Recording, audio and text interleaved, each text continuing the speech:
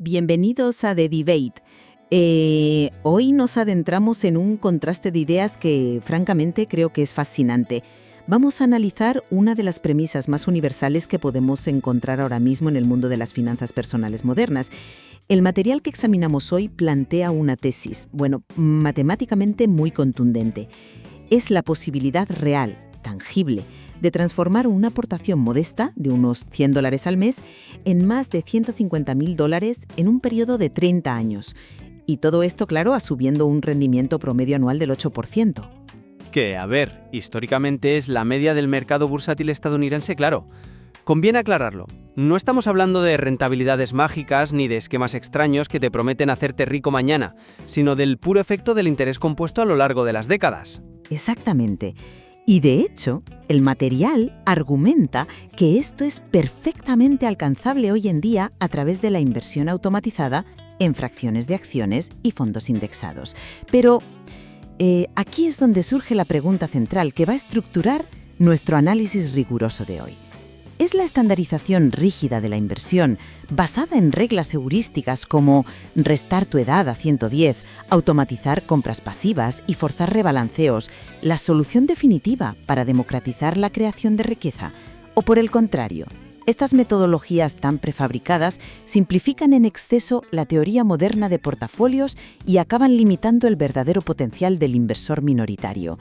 Para dejar clara mi postura desde este primer momento, yo sostengo firmemente que este marco mecanizado y de bajísimo coste es la única vía empírica demostrable para neutralizar nuestros sesgos emocionales y, en definitiva, garantizar el éxito financiero a largo plazo. Y mi postura para este contraste de perspectivas será que la aplicación dogmática de estas fórmulas simplifica, de forma, diría que peligrosa, los profundos matices de la verdadera diversificación y creo que fuerza decisiones contraintuitivas que en última instancia no siempre benefician al inversor minorista.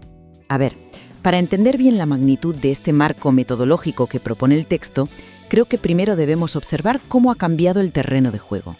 Históricamente, el argumento de que invertir es solo para gente con mucho dinero tenía un peso innegable. Hace un par de décadas, llamar a tu broker para adquirir una sola acción de una gran empresa tecnológica o de consumo requería cientos, a veces miles de dólares. Y eso sin contar las comisiones operativas, las comisiones de custodia y mantenimiento, que literalmente devoraban cualquier margen de beneficio si tu cartera era pequeña. O sea, si invertías $100 y te cobraban 20 en comisiones, pues ya empezabas perdiendo un 20%. Era matemáticamente insostenible para el ciudadano de a pie. Totalmente. Empezabas la carrera varios metros por detrás de la línea de salida. Pero hoy, el material nos demuestra que esa barrera de entrada ha sido erradicada por completo. Plataformas contemporáneas como GBM Plus, eToro o Interactive Brokers han democratizado el acceso mediante algo llamado fracciones de acciones. Para que nos entendamos todos de forma sencilla, si una acción de Apple cotiza hoy a, digamos, $190, un individuo no necesita tener esos $190 de golpe. Puede adquirir exactamente $10 de esa empresa. Así que el capital, hoy en día, ya no es el obstáculo. Desde luego el acceso al mercado se ha democratizado, eso es un hecho irrefutable. Justo.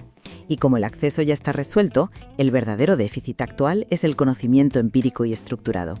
La gente se pregunta, ¿vale? ¿Qué hago con estos $10? Y es exactamente aquí donde el modelo de los 3 fondos cotizados, o ETFs, aporta una elegancia que me parece inigualable. Al combinar un fondo de acciones globales, como el famosísimo VT, un fondo de bonos, como el BND, y exposición a bienes raíces a través del VNQ, el inversor minorista obtiene una diversificación de nivel casi institucional por una absoluta fracción del coste. Y fíjate que digo coste, porque el coste lo es absolutamente todo en este ecosistema. El estudio de Morningstar de 2023 que cita nuestra documentación es categórico al respecto. El coste de un fondo es el mejor predictor aislado de su rendimiento futuro.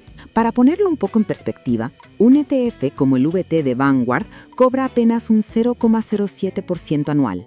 Estamos hablando de 70 centavos por cada $1,000 invertidos.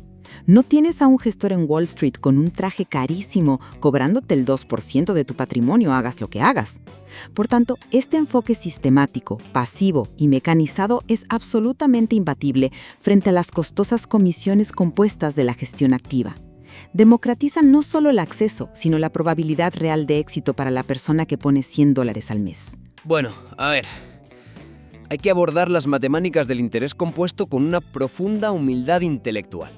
Es indiscutible que las comisiones bajas y el acceso fraccionado han revolucionado el panorama financiero, eso por supuesto. Yo no te voy a discutir que pagar 70 céntimos frente a $20 es un avance monumental para todos. Sin embargo, mi escepticismo surge cuando observamos la rigidez del modelo propuesto para gestionar ese capital a lo largo de 30 años. La base teórica de todo esto nos remonta a 1952. Hablamos del trabajo de Harry Markowitz. Exacto, de Harry Markowitz. Él formuló la teoría moderna de portafolios, un trabajo brillante que, de hecho, le valió el Premio Nobel de Economía. Pero fíjate bien en el núcleo de la tesis de Markowitz. Su descubrimiento no fue la creación de reglas estáticas para que la gente no pensara, no. Su genialidad fue demostrar el impacto de la baja correlación dinámica entre diferentes clases de activos ante eventos económicos imprevistos. Para clarificar un poco este concepto a quien nos escucha, cuando hablas de baja correlación, te refieres a que cuando un activo baja, otro idealmente debería subir, o al menos mantenerse estable, ¿verdad? Exactamente eso. La verdadera diversificación consiste en entender que las acciones, los bonos y los bienes raíces reaccionan de manera asimétrica frente a la inflación, frente a los tipos de interés o ante una recesión severa. Y mi problema con el enfoque del material es que busca empaquetar esta teoría, que es maravillosamente compleja, en heurísticas simplistas, como la famosísima regla de 110 menos tu edad para definir qué porcentaje tener en bolsa, y luego dicta un rebalanceo ciego y mecanizado. Para mí, honestamente, esto crea una falsa sensación de seguridad. Transforma un proceso que requiere cierta comprensión económica en una receta de cocina dogmática. Y además, asume una premisa conductual sumamente frágil.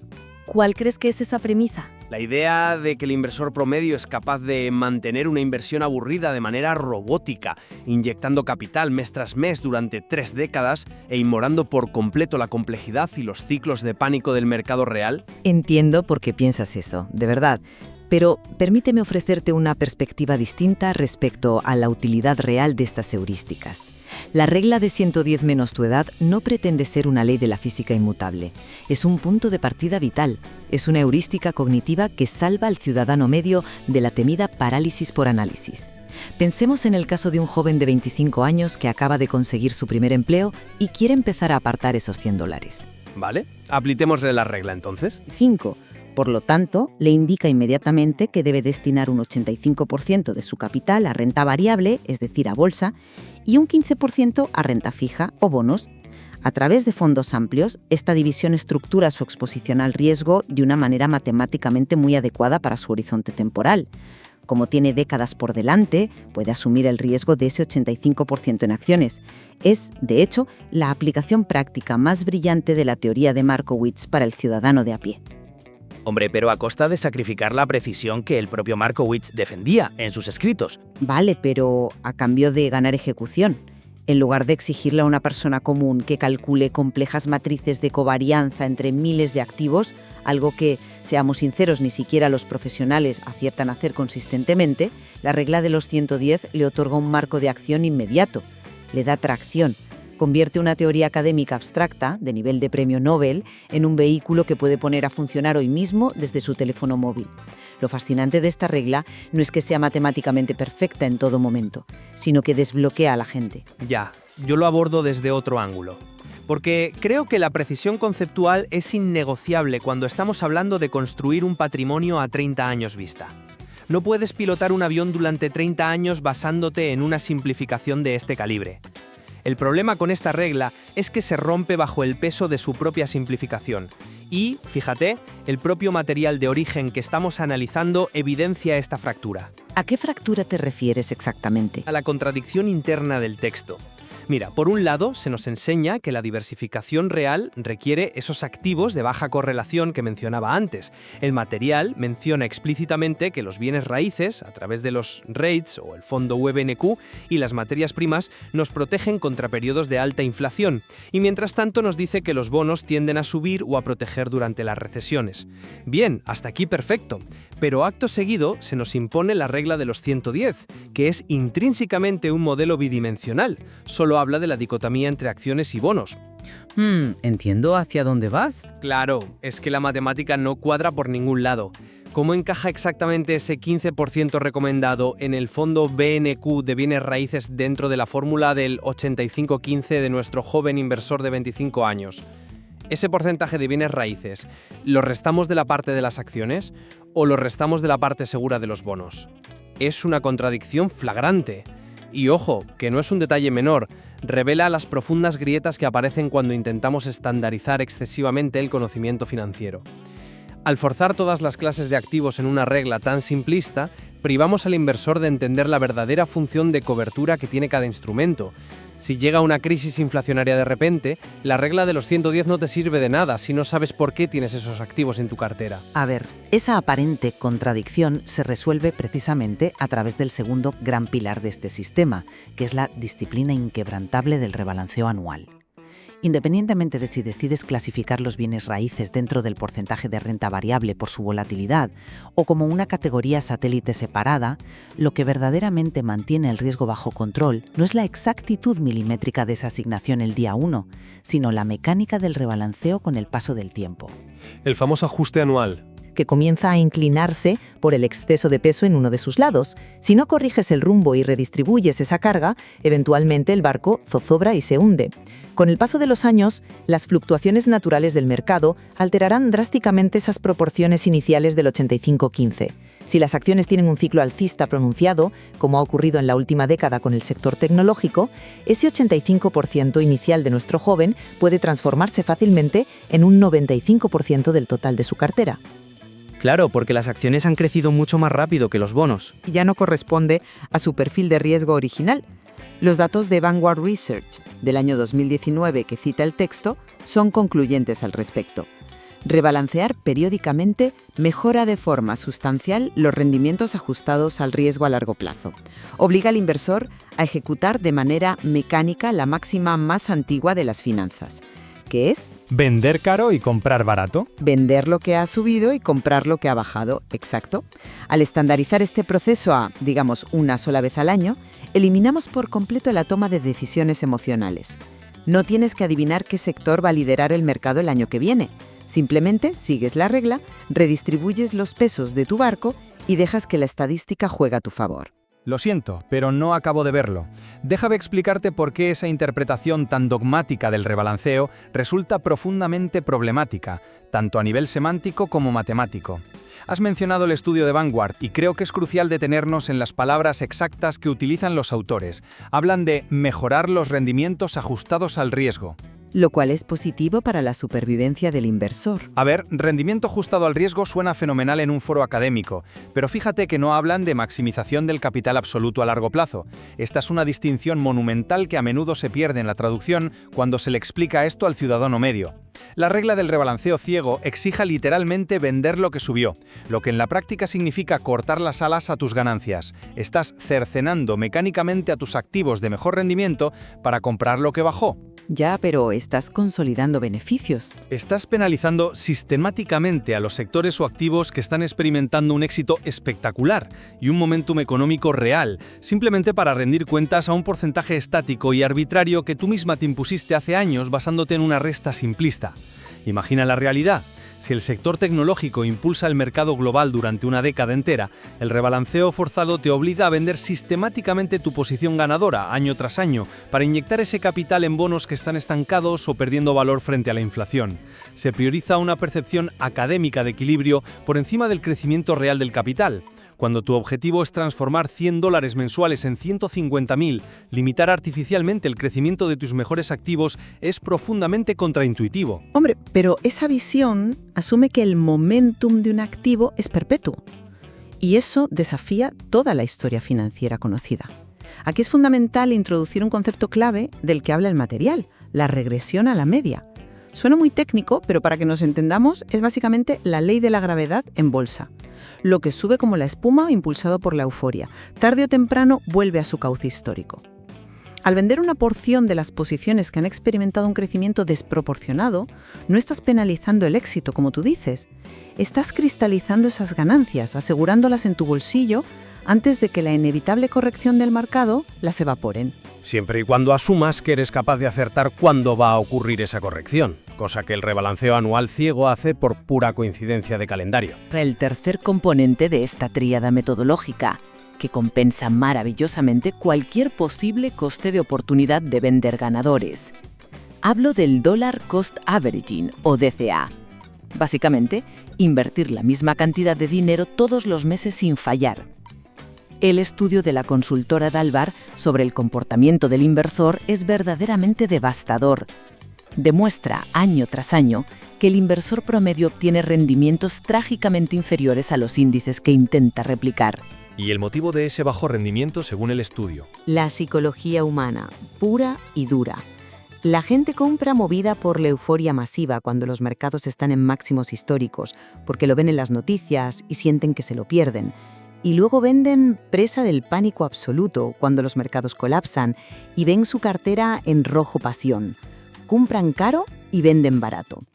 El DCA, que es ese compromiso inamovible de invertir tus mismos $100 todos los meses, sin importar los titulares apocalípticos de los periódicos, es el antídoto conductual perfecto para esto.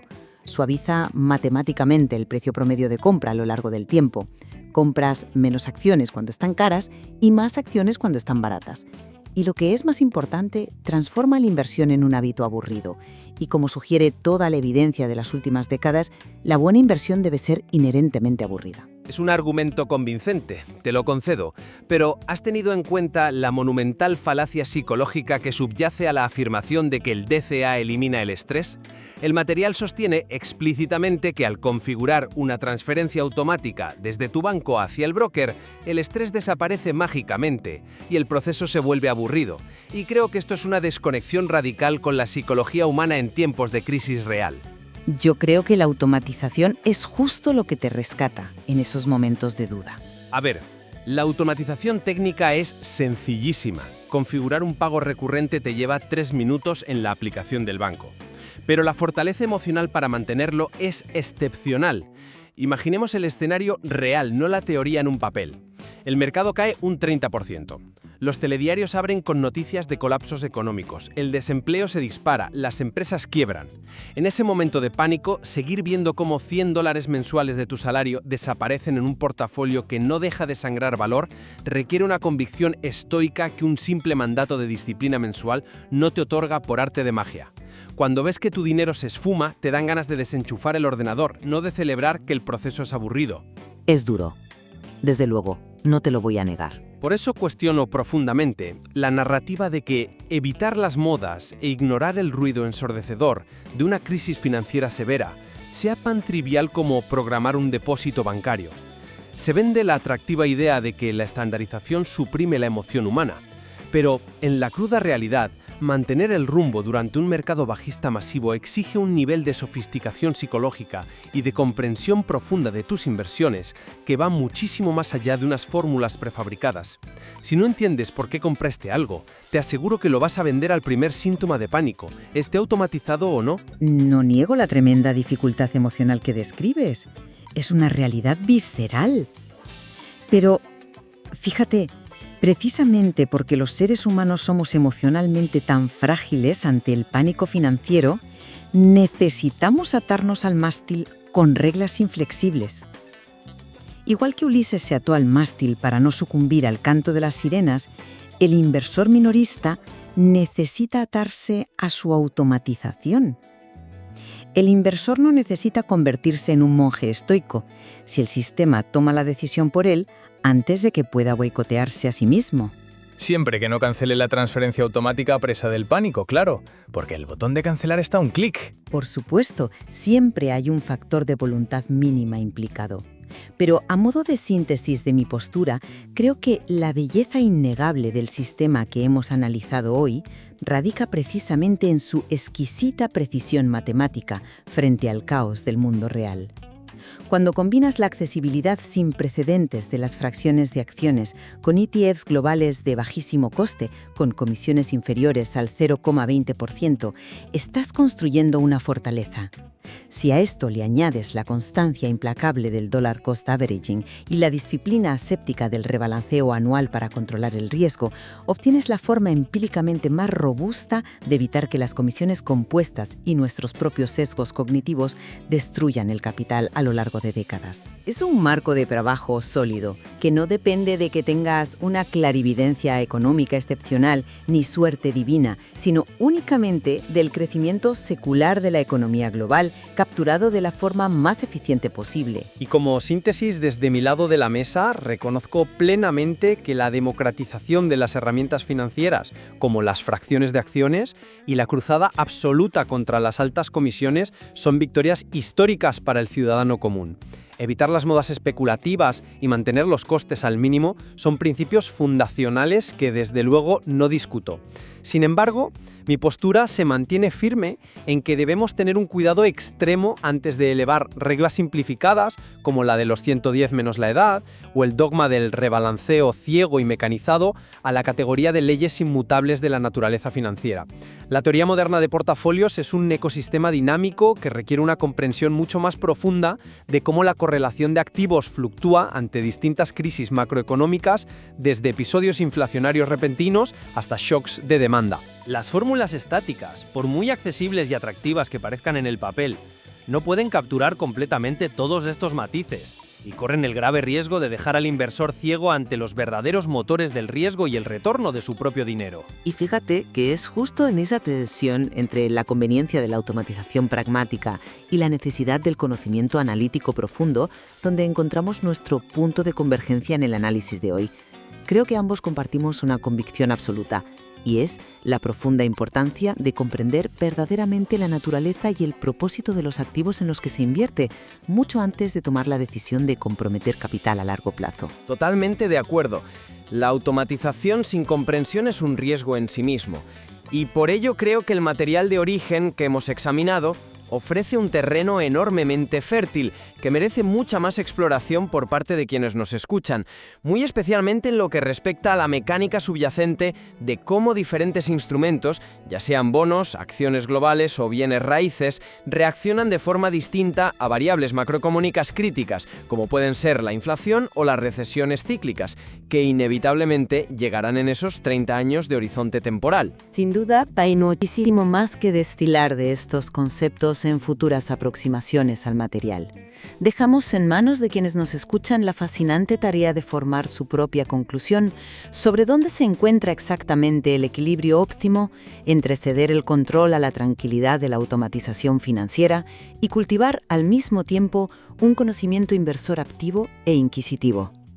Gracias por acompañarnos en este contraste de ideas.